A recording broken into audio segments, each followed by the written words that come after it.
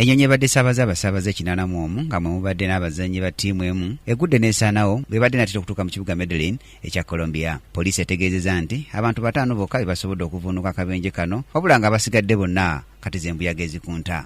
Ennyonyi eno ebadde ya lukale era ng'ebadde eva mu ggwanga lya Brazil ng'edda ku ludda lwa Bolivia. Ebaddemu abasambi ba ttiimu emanyiddwa nga Chapecoense n'abakungu ssaako ne bannamawulire era nga babadde bagenda kusamba luzannya olusooka olw'efayinalo y'empaka z'ekikopo kya Copa Sudamerican ne ttiimu esangibwa mu kibuga Medellin mu Colombia emanyiddwa nga Atletico Nacional.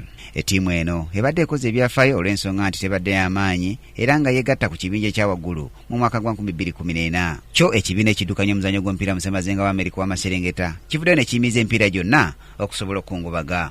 Kilaabu ya Chapecoense abafiiriddwa bavuddeyo ne bafulumya obubaka obw'okukungubaga era ne basaba omukama awe emyoyo gy'abagenzi ekiwummulo eky'emirembe. Wabula ye omumyuka omukulembeze wa ttiimu eno Ivan Tozo mu kunyola okw'amaanyi ategeezezza nti abatuuze ku kyalo ttiimu ya Chapecoense gy'eva bali mu biwoobe n'amaziga era nti ekibatuuseeko babadde tebakirabanga. Omuntu yekka awonyeewo ku ttiimu eno ye muzibizi Alan Lashko era amawulire agavayo gongera okutegeeza nga n'omukwasi wa goal Jackson Fullman ne Marcos Danilo kigambibwa nti nabo basumatusa akabenje kano. Okwefaananizaako n'ekigudde Brazil ne wano mu Africa ng'ennaku z'omwezi 27 omwezi ogwokuna mu mwaka gwa 1993 abazannyi ba ttiimu y'eggwanga lya Zambia 30 wamu n'abakungu batomokera mu kabenje k'ennyonyi eya Zambian Air Force bwe yalemererwa omugoba waayo ne yeerindiggula mu liyanja lya Atlantic Ocean bwe baali bagenda okusamba omupiira ogw'empaka z'ekikopo ky'ensi yonna ez'okusunsulamu n'eggwanga lya Senegal mu kibuga Dakar. Karusha Bwaria omu yekka atatambula ne ttiimu eno ye yawonawo. Brian Katende munabyamizannyo